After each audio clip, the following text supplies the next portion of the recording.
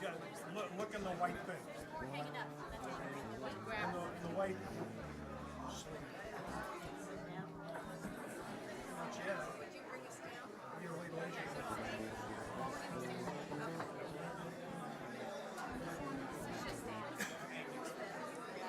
I haven't hit you with a stick or anything, right? Sometimes.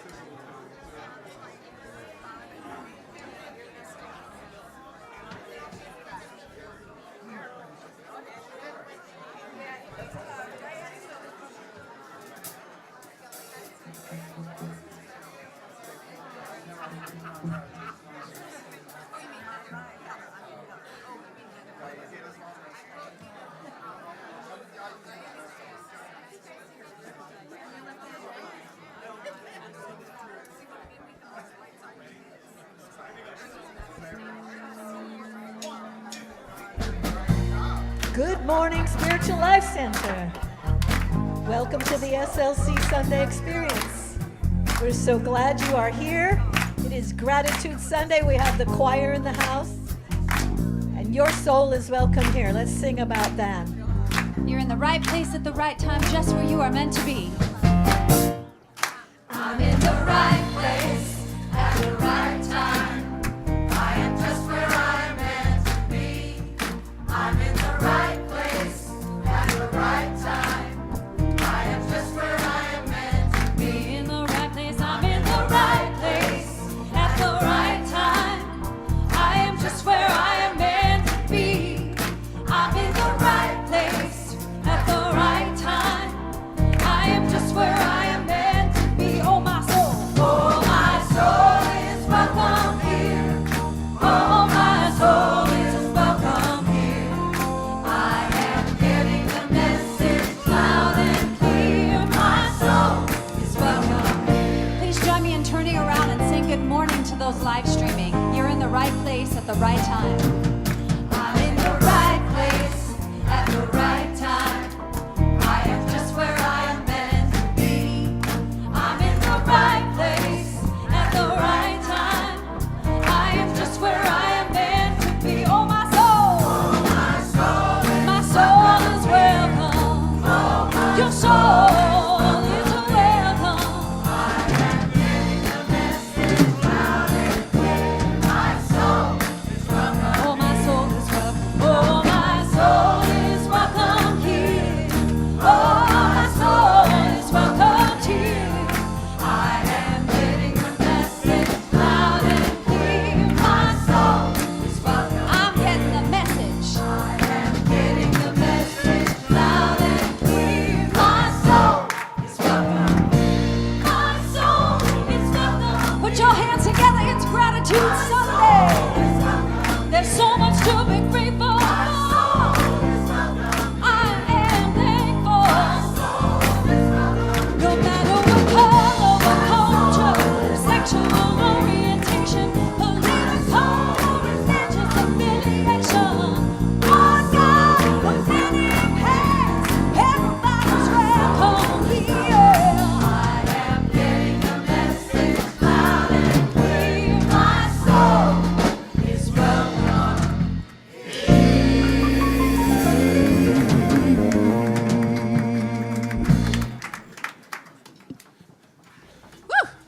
Your souls are welcome here. That wake everybody up? Yeah, we're alive, we're alert, awake, and enthusiastic about life. It is now my privilege and my pleasure to welcome you all here. In the name of all that is sacred, all that is holy, and in the warm and loving spirit of this ministry, a mission-centric ministry, Spiritual Life Center. And you have come on just an outstanding Sunday. It's Gratitude Sunday, and we have so much to be grateful for. And the first thing we have to be grateful for is the choirs here. Hey. They're going to blow your socks off in a little bit. The second thing to be grateful for is it's Pie Sunday. And we have a lot of pie out there. Please save me from myself. Oh, somebody hold him back. But actually, didn't you tell me you were going to give that special invocation where all the calories... Yes. I'm working on that. Like getting the demons out. I'm working on that. Trying to find the right words. So, well, you could eat it all, and then nobody else would get calories. So it is a special Sunday, and we're all glad you're here. And we know that you are not here by accident. Even if somebody had to drag you out of bed and get you here, that's not an accident. We're all here, whether it's been 100 times or this is our first time, we're all here by divine appointment. Yeah, so thank you for keeping your appointment. And then you have one more appointment, and I'll be so grateful when you turn off your cell phones so you don't disturb the service. Thank you. Well, with that clearing to the presence, let us commune with it for a moment and remind ourselves that this presence is changeless, that is always for us and can never be against us.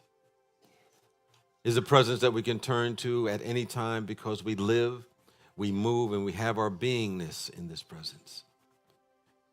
It supports us, sustains us, maintains us through any and all situations. And we send this energy that is within us and radiate it out to all those who are going through the challenges of the wildfires in our state. To any other individual who is going through a challenge in their life, who may have lost a loved one who has gone on the other side of the veil, we know that the comforting presence of the Spirit of the living God is always there. We remain open and receptive to receive it so that we may give it out from ourselves. We are the way that the Spirit of God gets around in this dimension as we do our part by raising our energy, raising our vibration to be one with the one. We anchor on earth all the qualities of peace and love and joy and wisdom and all that is good and perfect. We're grateful for this opportunity as we go forth, expanding and deepening the all good in our world. And so it is, and so we let it be. Amen. Amen.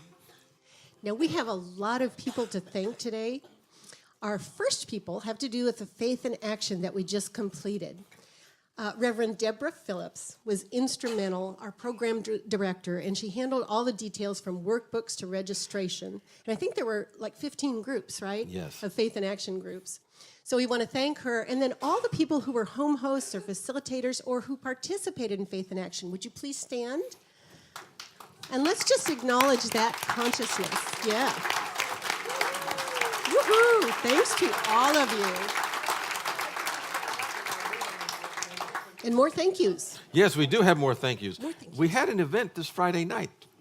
Anybody there? How many there were there at the gala Friday night? All right. How many had an awesome time Yes, at the yes. gala? How many had a great Woohoo! time? Well, there were so many people that helped make that happen. And I'm going to go through the gala thank yous. And we ask you to hold your applause, because if we applaud after every name, we won't get out of here till, Thanksgiving Day. So, But at the end of the list, you can go crazy. yes. Yeah. But, we had some of the team leaders and some of the folks that really helped coordinate the whole process. R.J. Bullen, Elaine LaRoa, J.G. Gonzalez, Amanda Baker, Petty Clement, Pat Harvey, Deborah Moskowitz, and George Piper. Two individuals that were very instrumental in getting a number of volunteers to make the program run so smoothly and with grace. Pat Harvey and Kerry Freeman. And of course, we had that special tasting meal. At least I still have the good taste in my mouth. From Cheryl Sabah and her kitchen team. Woo-hoo. Yes. Pat Harvey was with the serving team. Cheryl Ghosh and Robert Bonet and their team as well. The decorations team, which included J.G. Gonzalez and her and his team of people. And, of course, the magnificent music that evening, of course, always done by Paula Mandela. And we had Larry and What's her name? Ann What's her name in the corner? and the Yeah. band. They did great. And, of course, Heather, my partner right here this evening. Now, Heather did a great deal of work that she doesn't want to say about. She was helping produce a lot of the videos that were put on. I was basically bossing people around Yes. in the background. But you did a very good job. Somebody knows me. Somebody knows me. But we had the wonderful videos that were, the first couple of them were done by Cameron Lawson with the help of Ira. And, of course, Celia Coughlin-Surridge did the third video. We're going to be able to see some of those again this morning. They did a spectacular job in putting that together. The auction item donors, they were gathered together by Nancy Garrick. And then we had other helpers, Jeannie Chesko, Deborah Phillips, and Kelly Poland. and of course our own Reverend Louise Bizarre, Richard Fujimani, Claire Kingsley, Randy Sizemore, Gil Wright. So we give thanks to all of them. If I left anyone out, please forgive me. But we want to acknowledge all of those who help support and make this event a wonderful experience that we all had that evening. So let's give them all a round of applause.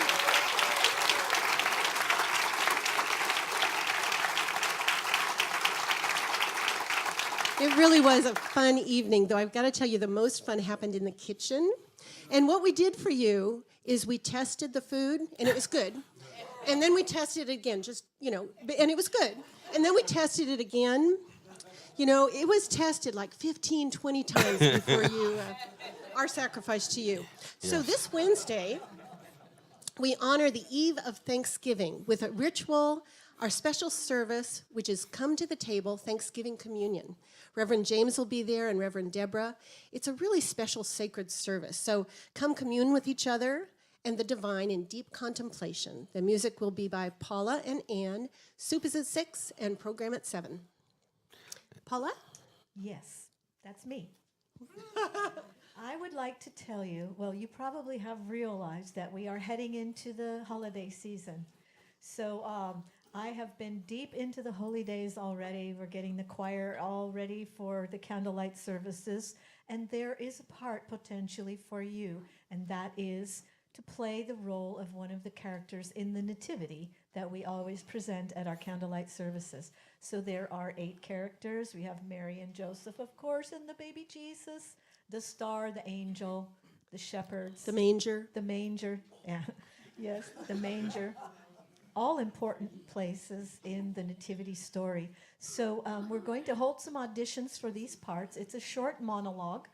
And if you have the theatrical flair and would like to dress up as a wise man, perhaps, then we have 2 audition dates. Sunday, December 2nd, which is 2 Sundays from now, after second service at 12:30, and on Tuesday, the 4th of December at 5:30. You can pick up a script with all the parts in it on the cashier's table or online. You can download it. And if you're going to come to audition, we ask that you would choose 2 parts, your first and second choice, and come and do a reading on one of those dates. And then we will see who will play these wonderful roles for our candlelight services. I hope you'll consider that. Thank you. Thank you so much, Paula. And if you're looking and seeking and hungry for more silence in your life, with all the busyness that's going around that's maybe affecting your peace of mind, we have a wonderful new program starting Thursday, December 13th with Reverend Janae Marth. Janae is going to welcome us together where we begin with a guided meditation, and then we're going to have a 30-40 minutes of just diving into the silence. So if you want to connect with a group of people to connect with silence, which one individual said, all the power is found in the silence. Everything else is nothing more than a spent vibration. So we want to go right to the source of where the Spirit of God is. We invite you to be part of that starting Thursday, December the 13th. Now, one special gratitude for today has to do with our tithing.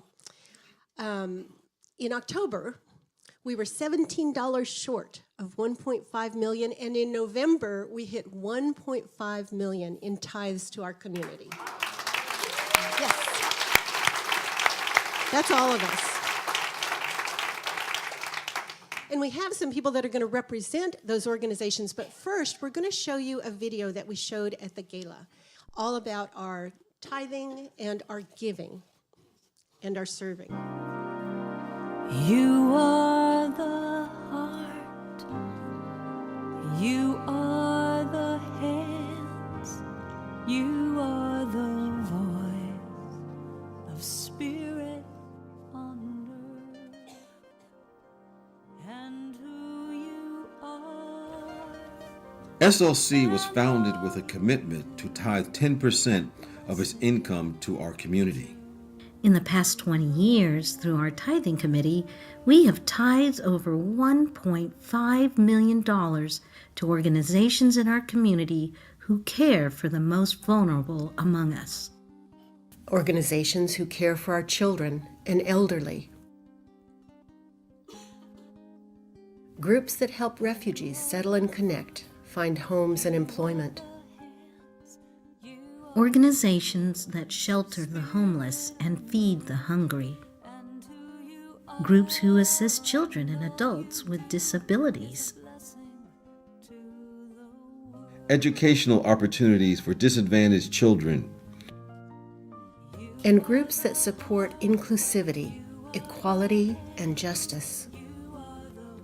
As a community and as individuals, we have also offered our time and talent, doing everything from building homes, to assisting in hospice, Assisting in shelters, and mentoring children, creating little libraries, and bringing Christmas to foster kids. SLC has also been like an incubator, inspiring several of us to go out and create new organizations to bring our unique light to the world. We are the hands, we are the voice of spirit on earth, and who we are and all we do is a blessing to the world.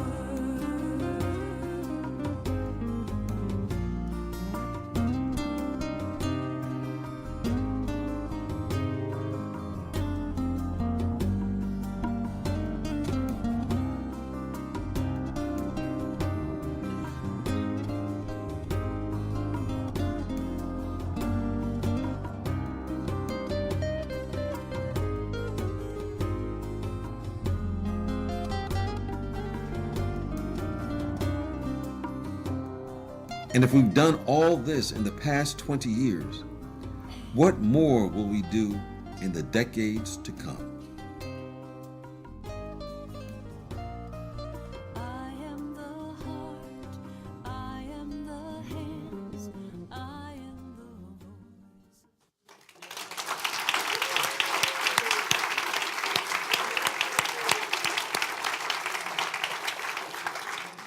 So we've done a lot as individuals in a community. We've had some impact. And now I'm going to invite some special guests to really show us what our impact has done.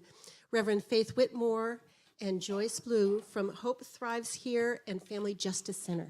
Thank you so much.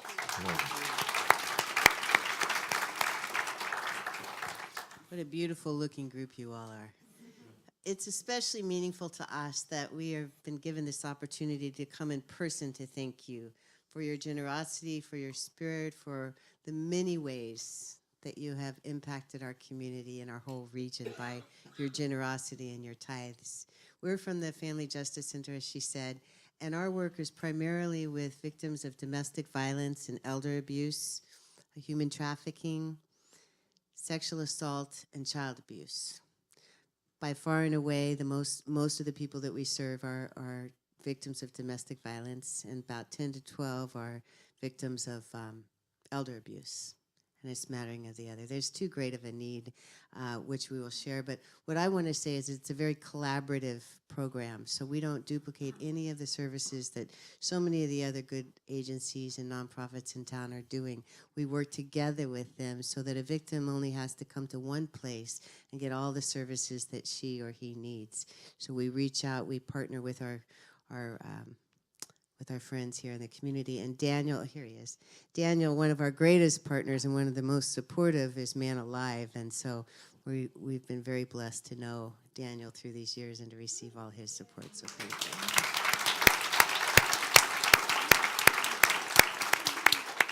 So I'm the CEO, but really the heart and the soul of our organization is Joyce Blue, who's our Director of Client Services, and she guides us and encourages us and tells us what to do and how to do it well.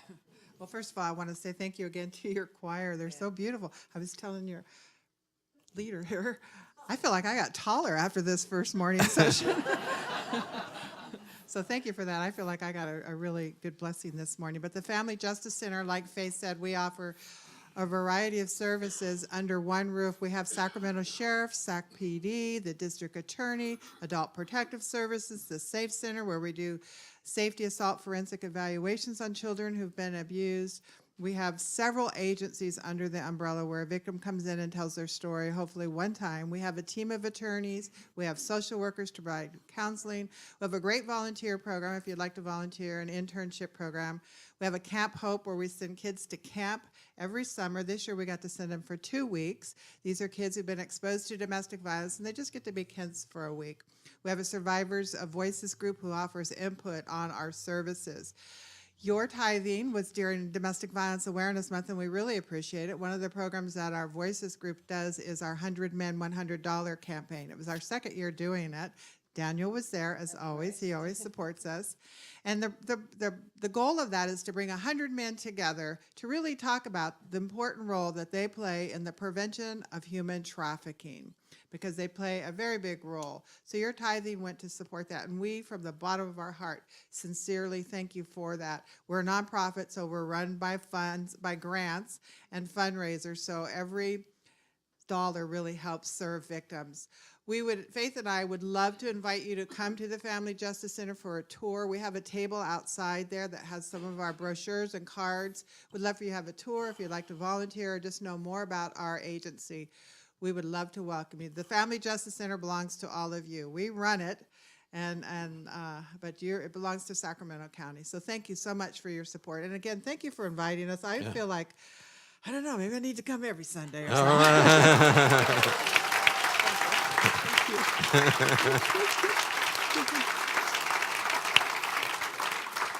The door is always open. Always open. Make sure she gets a chalet. She needs a chalet. Okay, and more thank yous. We're going to thank our dedicated souls that made the 2018 Community Directory come into reality. It's hot off the presses.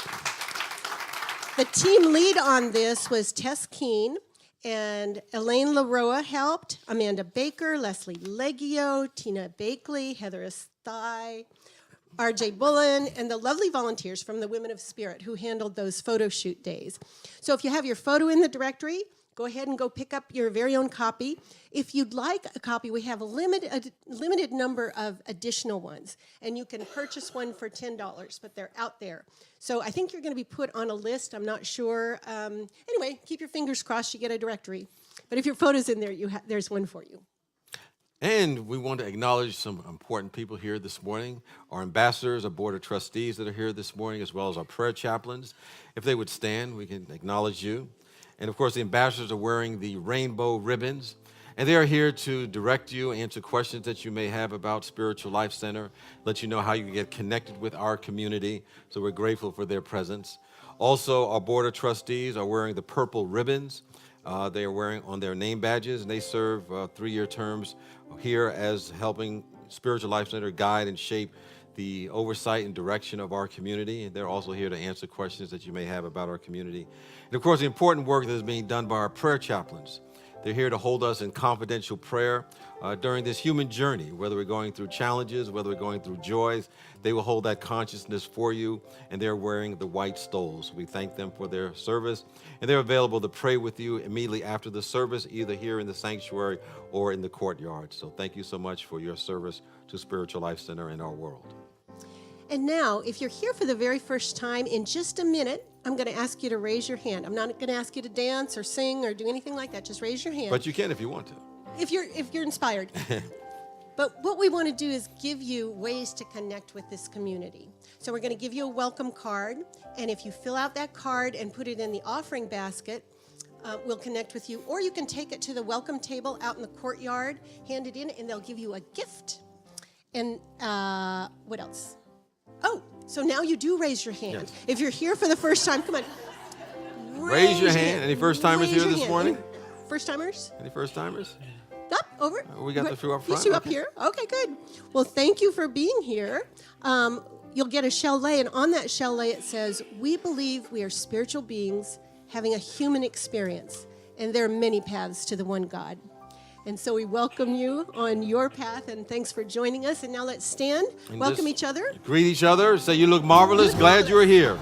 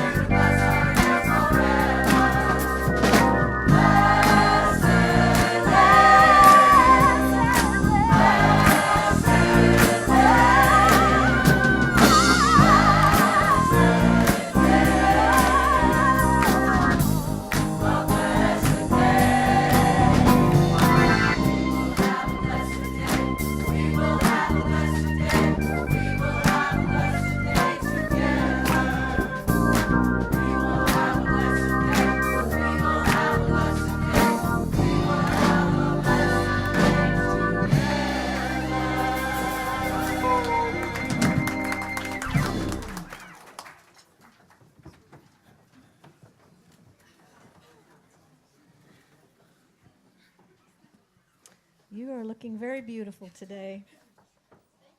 Thank you. You're welcome.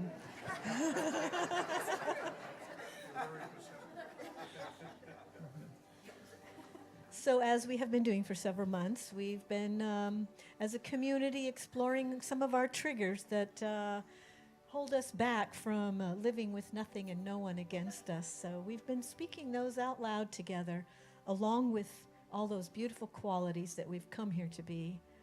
And we've been speaking it together, so let's do that now. Please have compassion for us when we are being not enough, distrusting, grieving, blaming, powerless, and fearful, because this is who we have come here to be: inspired, in integrity, joy-filled, compassionate, unstoppable, generous, and transformational. And now let's embody all of those qualities of shadow and light as we speak together our vision statement.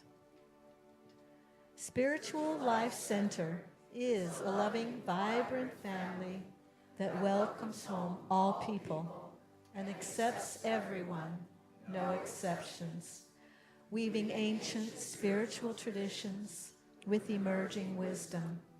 We cultivate a spiritual deepening with the divine, each other, and our planet. And now we're going to prepare for meditation by singing this beautiful chant together. Please join us. You can choose whatever part you hear the choir doing and just go with that.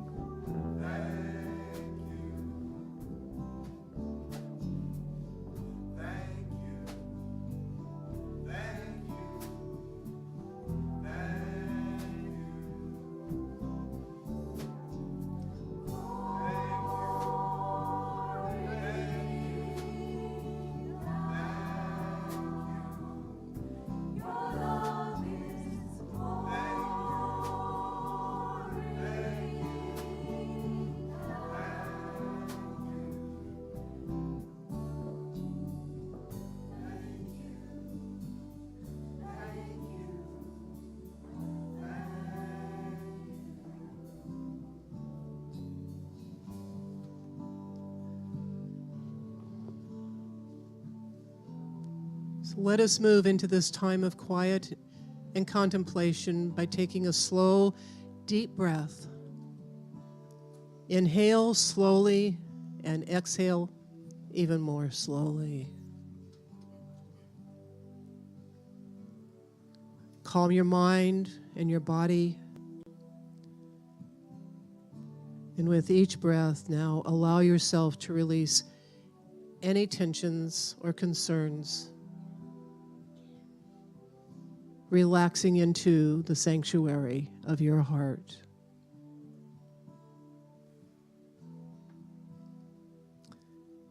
As you go even deeper into this sanctuary, a white temple comes into your vision. The doors are open. Step inside.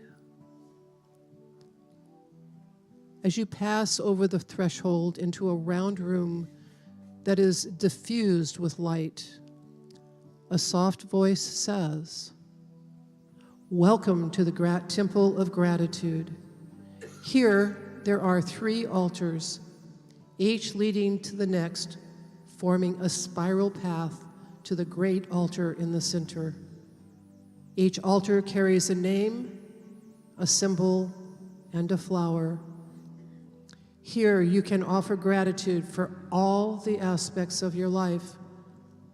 May your path be smooth and clear as you visit the altar of challenge, the altar of blessing, and the altar of the unknown."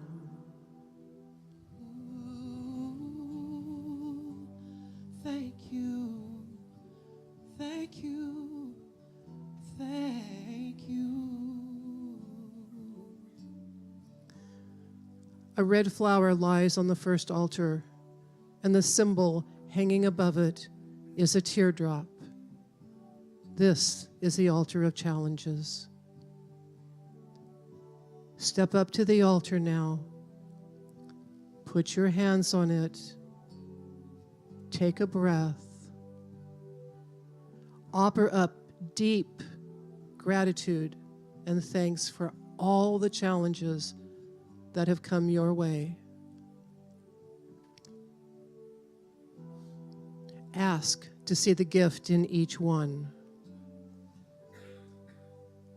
You are infused with love. Pouring down, your love is pouring down.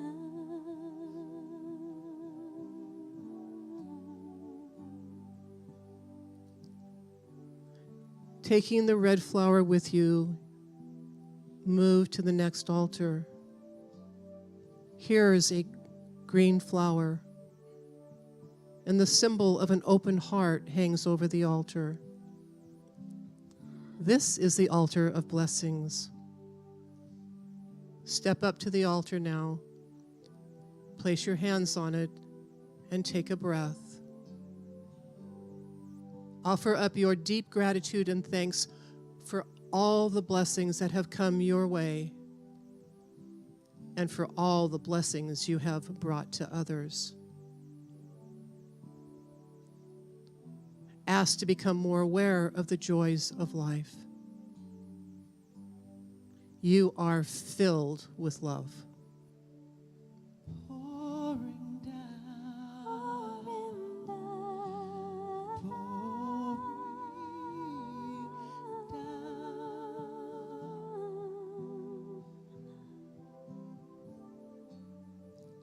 And taking the green flower with you, you move to the next altar.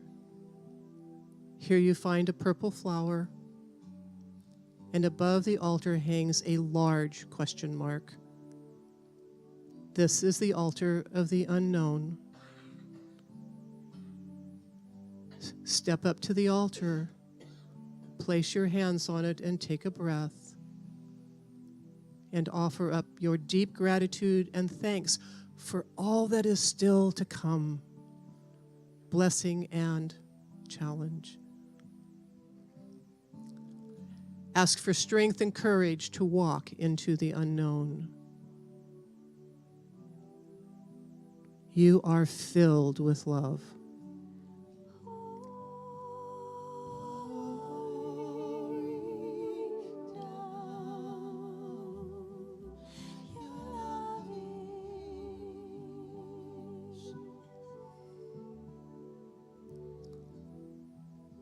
And taking the purple flower, you complete the spiral and approach the central altar.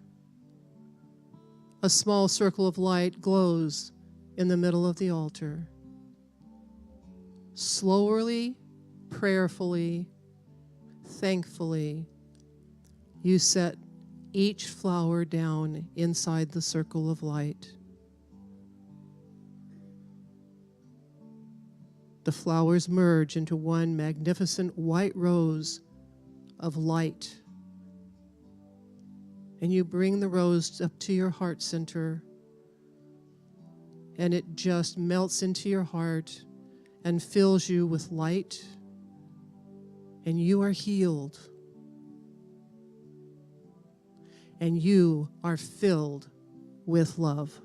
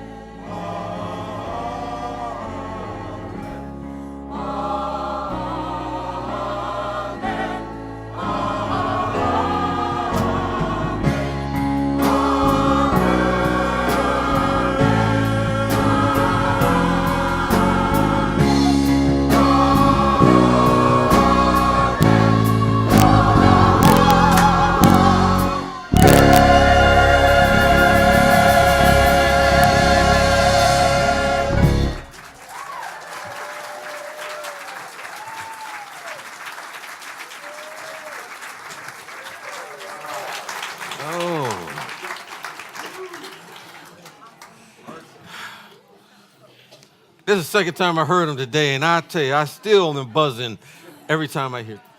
Oh, I need to be here now.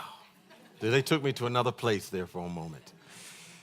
I think it was the Meister Eckhart who said something to the effect that if you only have one prayer that you ever pray in your life, let that prayer be thank you. So thank you, choir, as I said once again this morning. Thank you for being here this morning. You're welcome. As we enter, our Thanksgiving week, and as we celebrate Gratitude Sunday today, it really gives us an opportunity to awaken and to deepen our awareness of the power of gratitude, the power of thanksgiving, the power of giving thanks in our life. And as I was thinking about what to share today, I thought about a Bible story. As I mentioned in the earlier service that, someone said, well, James, how come you never really quote some of the Bible stories or when you talk? Talk about a lot of other things, but, not too much about the Bible. And I actually do from time to time. But I do recall that, some individuals have, I would say an allergy to the Bible. And, I can relate because I know when I was very young and my family used to drop us off at church, no matter where we moved to, we'd go to a different church. And oftentimes I would feel worse off after I left than before I came. Because they often would quote something from the Bible and say that there was something wrong with us inherently when we were born and there's nothing we can do about it. There's some original sin. The only thing they could tell us about it is that it was original. But as I learned later on that, stories have tremendous power. And the stories in the Bible really not to be taken necessarily literally as fact or as history, but as lessons.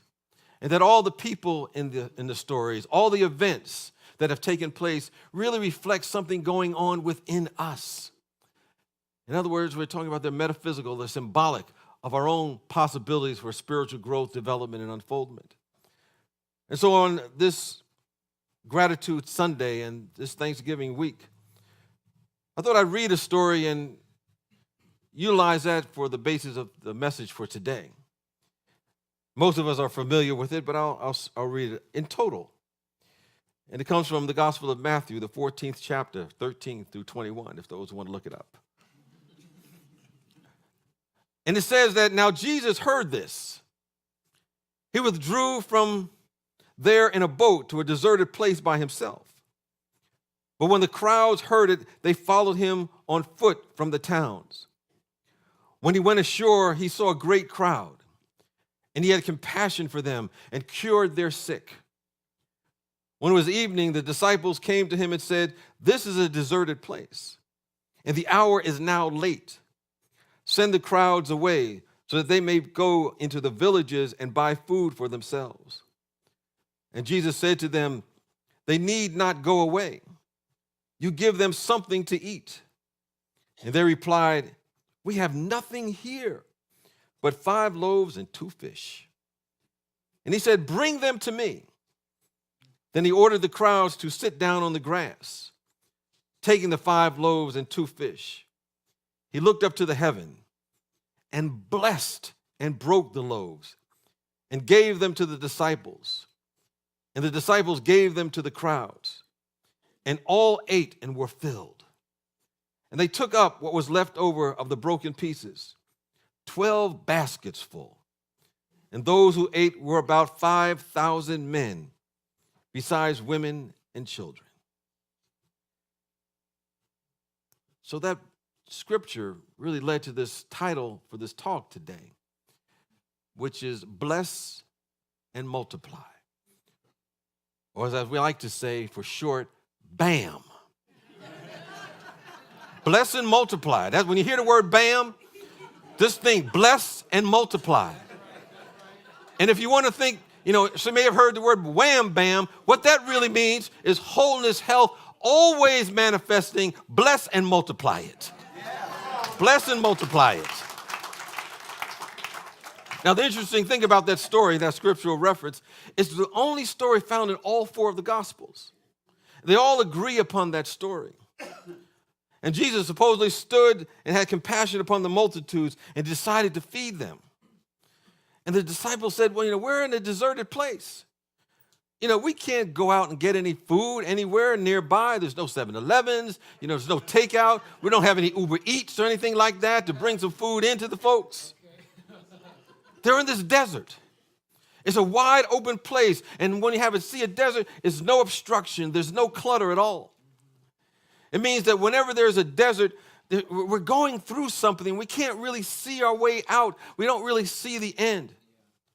Maybe all the things that we depended upon, all the things that we held on to, all the thoughts that we needed to get by, they're all gone. So we're in this desert place. And in this desert place, it says that Jesus took the 5 loaves and the 2 fish, and 5 plus 2 from a numerological perspective, it obviously adds up to 7. 7 represents that Christ's presence within us. So it says in that story that he took what he had, he took what was there, and he turned it to heaven, which is the expansion or expanding good, and he blessed what he had. And when he blessed it, it multiplied. It expanded. It became more than he had seen on the material plane. And so the 5,000 plus the men and women and children were fed, and there were 12 baskets left over. Now, if we take the story literally, there may be a little problem with that. I had one person that said that what that really meant is that when all the people gathered together and they said they needed to feed everybody, there are a lot of people who just kind of stashed some food in their clothing, and then when it came out to feed everybody, just kind of reached in and handed it out. But that's just one interpretation of that. I wasn't there, so I don't know. But the principle of the story is that the nucleus, the foundation, the essence of everything, all the supply was within what they already had. And someone said that happiness is appreciating what we have first. That's why if you're feeling depressed or feeling down, what you want to do is kind of write a sheet of paper, get a sheet of paper, write down all the things that you do have in life, all the things that are going well. Just wake up. It can be something simple or very important, like, my heart is beating this morning. That's a good thing. I'm breathing. I got some transportation, or somebody can transport me from A to B. I've got some people in my family, even the ones I don't like, at least I have a family. Oftentimes what we do is focus on what we do not have. And the tendency is to say, we don't have very much in my life. So when we look at life and we have to ask ourselves some basic questions. And as we look at this story, Jesus is telling us to remind us, what is it that we already have in our awareness? What do we have in our consciousness now? If a person is saying, I don't have much, and what they'll say is that I don't have much. I got this little old job, this little old house, this little old education, this little old experience. I don't have much. And if you have that consciousness, well, this is a wake-up call to realize you have so much more than you can possibly imagine. And we want to focus on that, bless that, and it will begin to multiply in our life. Sometimes it's just small things that we need to bless. I remember years ago, I went to Ghana, West Africa. That's where I got this vest from when I went there. And many of us are there. We brought some gifts and so forth. And one of the things that we brought to the group of people that we were with were just packs of number 2 pencils. Now, we take those kind of things for granted here. We have so much. But when they got those pencils, it's almost like we had handed them gold from Fort Knox. They appreciated it so much. And I realized that they were so happy because they were able to appreciate every small thing. And as a result, they benefited. Oftentimes we curse what we have and say it's not enough. We say it's too small. And we say, if I only had more, I'd be willing to live my life. If I only had more, I can really begin to give. If I only had more, I can live my life the way it's supposed to be lived. If I only had more money or more talent or experience or education, whatever the case may be, we might be saying, I don't have enough. And we curse what we have. And it diminishes. And it does not serve us because we're cursing it. So we would look at that principle of BAM, was just bless and multiply. Sometimes, we have so much, as I was sharing earlier, sometimes, we forget how blessed we are, particularly in this part of the world. Sometimes I'm driving down the street, I come to a stop sign, and I look at somebody, and they got a scowl on their face. And I'm wondering, do they realize how good they have it? How good we have it. So we want to bless what we have. And so we want to look upon it and give thanks for it. Because there's power in practicing gratitude.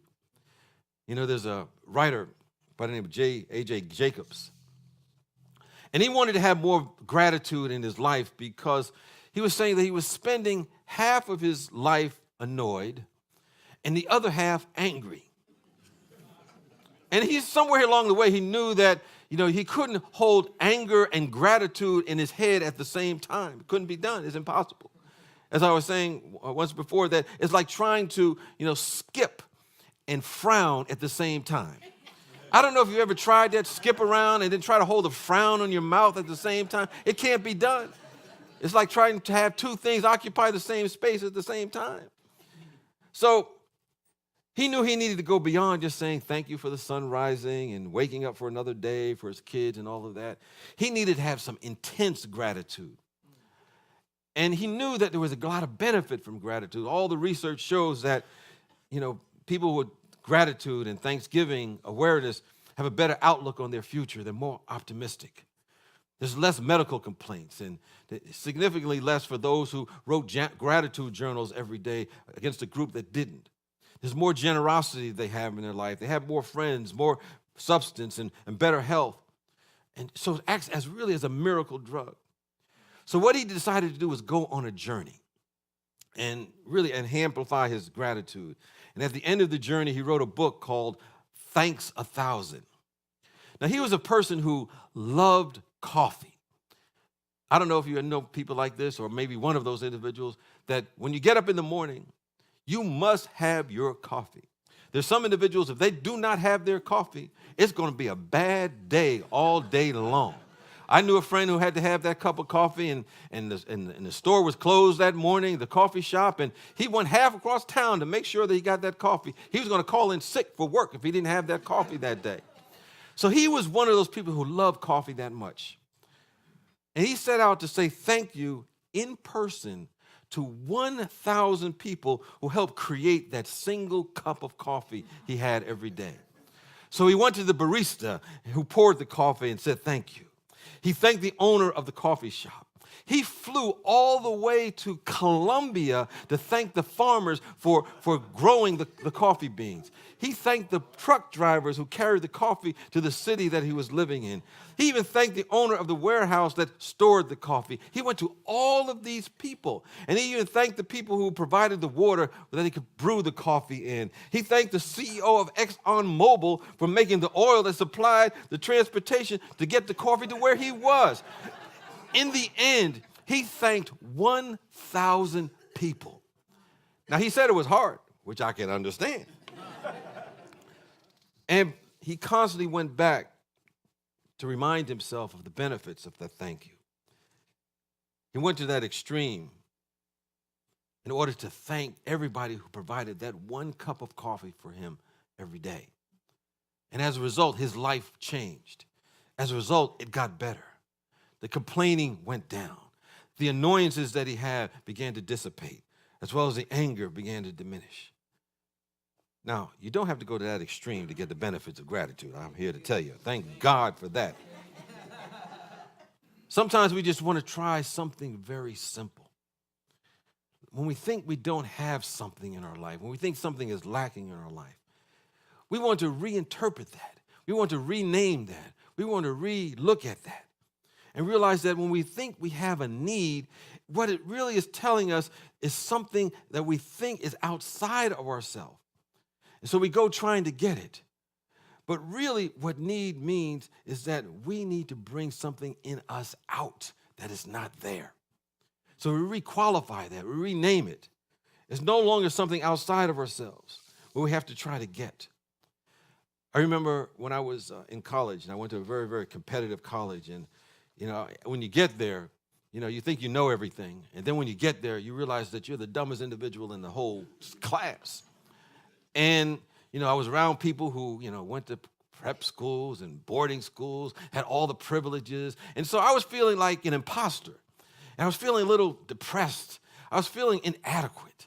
I was asking myself, what am I doing here? And I had a roommate who was always happy, always joyous, seemed like way all the time. And he said, come with me. And I said, where are we going? He said, don't worry, just come with me. I got a job for you. I said, what kind of job? Don't worry, I know you can do it. And he happened to be going to tutor kids in English and math at a school in town. And he had me help do that. And when I realized that, I really enjoyed it. You know, I was looking at what I thought I did not have, what I was lacking in my life. And I had so much that I could offer to another individual, and it made a big difference not only for them, but it made a bigger difference for me. I was able to realize that what I thought was lacking was an opportunity for me to go within and realize there was so much more within me. So when we think we're missing something in our life, it's really an opportunity to activate a quality that is not activated within us right now, a quality that's maybe latent, a joy that's within us, an abundance that's within us, a creativity that's within us. We don't have to go outside of ourselves to really get that. We just need to accept what's already there. Bless it. It will multiply because we already have it. I was listening to, watching a video from Steve Harvey. I don't know if you know, I think he does one of those Family Feud, yes. He just brings his flair all to it. He was also, did the Miss Universe contest and last year or a year or two ago, and he named the wrong person as the winner. But he got over it. But one of the things he was saying is that we all have a gift. And if we really want to have happiness, we need to jump off the ledge with the gift that we've been given. We already have it. And so sometimes we hold back. We withhold thinking we're not going to be good enough, that we're going to fail. And he says, just do it anyway. That's why we are here. So we look at need and realize it means there's some infinite possibility waiting for us to be expressed. Waiting to be expressed. Sometimes we have to look and see, what is it that we're expecting in our life? I always say that we don't get what we pray for. We get what we expect. I remember I was working on something years ago, and outwardly I was saying, okay, I know this is going to work. I'm praying, I'm affirming, I'm visualizing. But deep down inside, I was saying, something bad going to happen. The next shoe is going to drop. And of course, what happened, the next shoe did drop. And at the end of that, when the shoe dropped, I said to myself, oh, I knew that wasn't going to work. Because that's what I was really expecting. So we need to examine our own thinking, examine where our antenna is going. What are we expecting in our life? We might need to examine what are we interested in. Whether we're interested in something where we want to happen or not happen, we will become aware that whatever we're looking for, we will find it. We will find it. But if we find the good and focus on that and bless it and multiply it, it will begin to expand. I think here's our challenge. We got to know this. We got to practice this. We don't say I got some little old something and I got these big problems. No, we say I got a big God and little problems. Because God ain't got no problems. God don't know nothing about problems. It only knows about divine and perfect spiritual solutions that are always available to us. So we bless the good. We bless the good. In Thessalonians, there's a statement that says, in all things give thanks. Now, it doesn't say that for all things give thanks. Sometimes we have things happen in our life that we ain't too happy about. But in that, there's always a seed of possibility. Because even in the seeming challenge, there's a blessing. Even in the seeming challenge, there's a God idea is in there if we just look for it. I'm reminded of a story of a man who lived in Budapest. And he went to a minister, I'll say it was probably a unity minister. And he was complaining about life. He said, life is unbearable. There's 9 of us living in one room. And he asked the minister, what can I do? And the minister said to him, well, take your goat and put it in the room with you. And the man said, are you out of your mind? What kind of minister are you? And the minister insisted, just do as I say. And come back and see me in about 1 week. And a week later, the man came back. He was even more distraught. He was more miserable than he was than before he went to the minister. He said to him, I can't stand this. The goat is dirty, it's filthy, it stinks.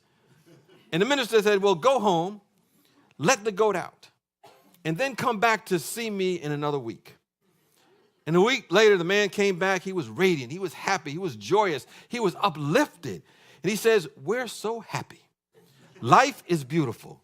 We enjoy every minute of ourselves right now because there is no goat and there's only 9 of us in one room right now. Understand the conditions had not changed at all, but a shift in his perspective did. Gratitude began to spring out, where he thought there was no reason for him to be grateful at all. In that situation was an opportunity to have an attitude of gratitude. Friday night at the gala, we had a number of videos. There was a third video that came out that had some technical difficulties. But we're going to show that now because it helps us remember of the possibilities that we have when we are grateful and thankful in life. So if you can cue that up and play it back there. Ready to go.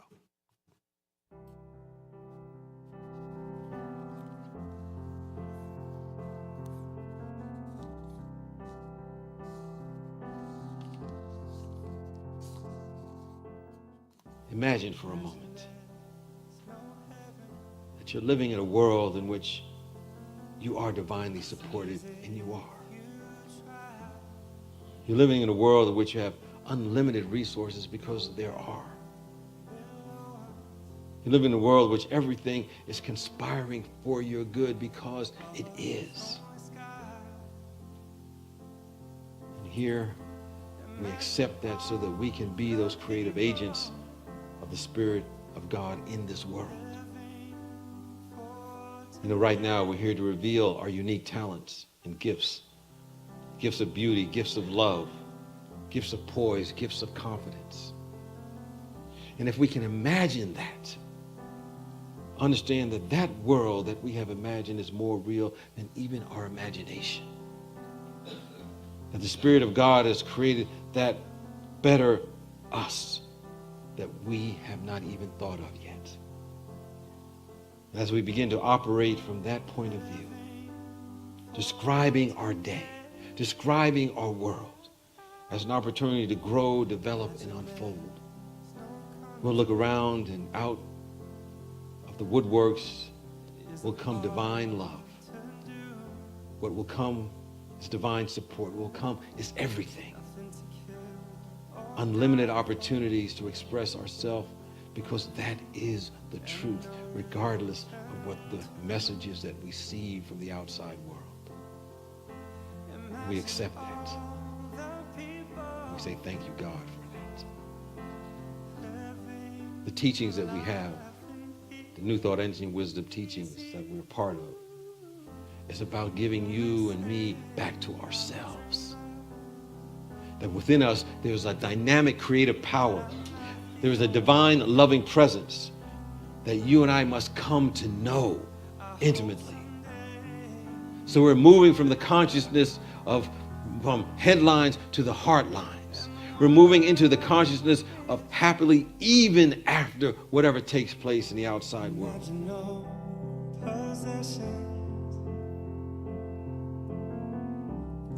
I wonder if you can. Is it not written that ye are God's, that ye have the ability to choose with that awareness? So on this Thanksgiving weekend, we give thanks that this indeed is the day that the Lord has made, the great law of life. And we're here to rejoice in it. We're here to celebrate it. We're here to experience it and express the gratitude for it. And then we'll watch as this ever-expanding good that we call heaven becomes more real than the prayer requests that are hidden in the headlines. You have that power. Make no mistake about it. You are that power. I hope someday you'll join us, and the world will live as one. We get.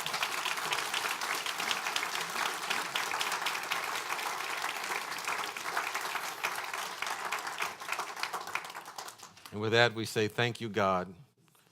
We express gratitude for the possibilities that we all have to bring forth a world that we see when we are at our highest and our best. And what could be better than that? Peace and blessings to you.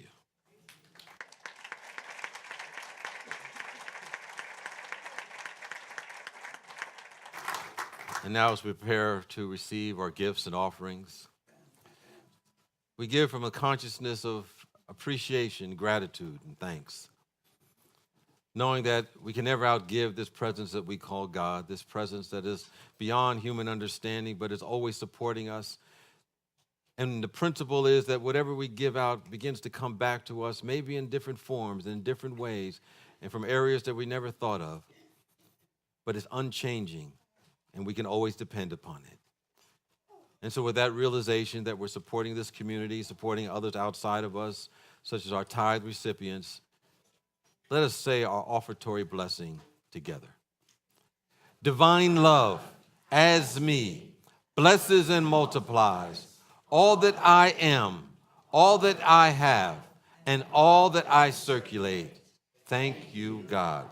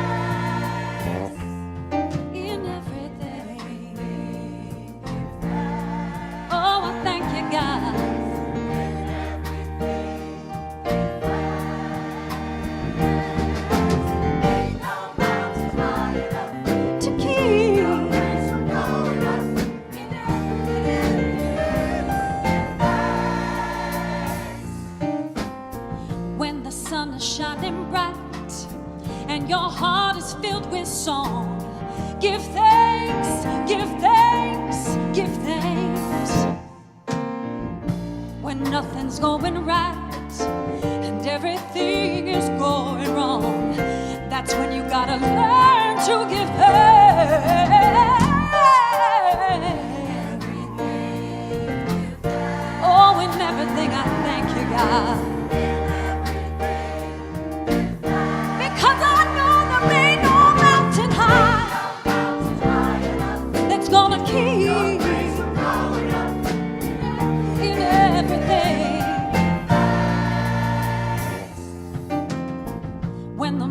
In your way, and you don't know what to do, and you find it so hard to give thanks. Just remember, God's power has not changed. God is still taking care of you. Just give the Lord thanks, give the Lord thanks, give the Lord thanks.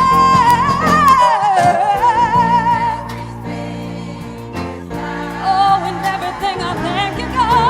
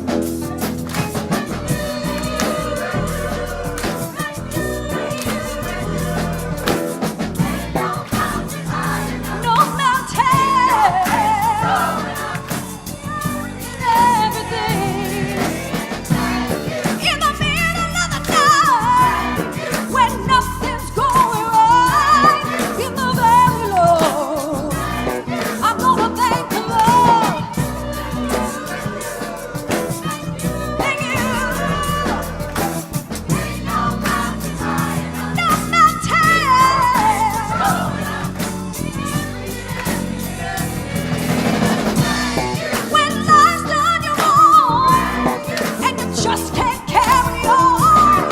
You gotta thank the Lord. Thank the Lord.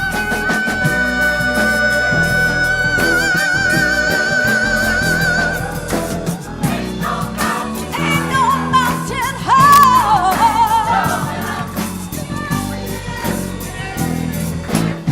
Give thanks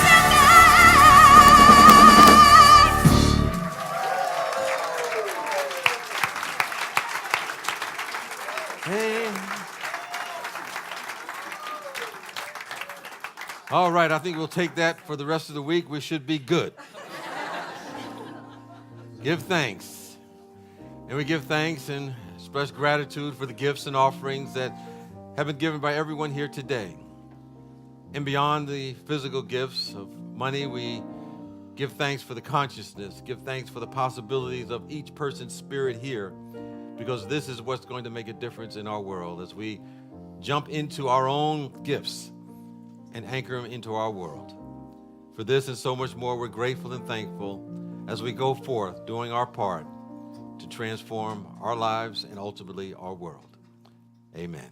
Our peace song.